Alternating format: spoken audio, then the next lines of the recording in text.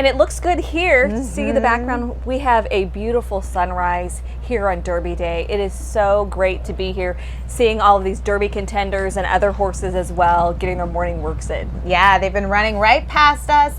A lot of action on the track this morning, and who can blame them? I mean, you can't ask for a better Derby day. We've had some in the past that have not been so good. That's a lot of history though, right? And you know, history is so important to Derby. 147 years of Kentucky Derbies. And the Kentucky Derby Museum now has an expanded exhibit to honor the black horsemen who really were the foundation of racing.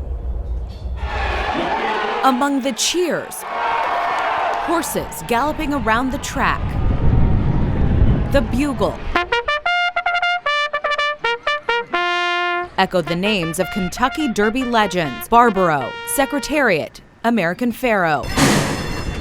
But what about the names never spoken? Oliver Lewis, Isaac Murphy, Jimmy Winkfield, the horsemen who started it all. They are the reason we have the Kentucky Derby. History often overlooked. In fact, the first Kentucky Derby in 1875, 13 of the 15 jockeys riding that day were black. And the first winner of the first Derby was Oliver Lewis, a black jockey. Since 1993, a permanent exhibit on the Kentucky Derby Museum's second floor has paid tribute to the black heritage in racing, a small corner of the museum that underwent a multi-month makeover, transforming the space from 50 square feet to 930 square feet, 20 times bigger. This is what this exhibit deserves. This is what these stories deserve. A major update and upgrade, moving to a more prominent location on the first floor with larger-than-life images of the historic horsemen. We felt like it's their time to shine. The expanded exhibit means more room for pieces celebrating that legacy. Silks, a winning purse, the stories. He was the first jockey to win 3 Kentucky Derbies, and he won an estimated 44% of the races he rode in,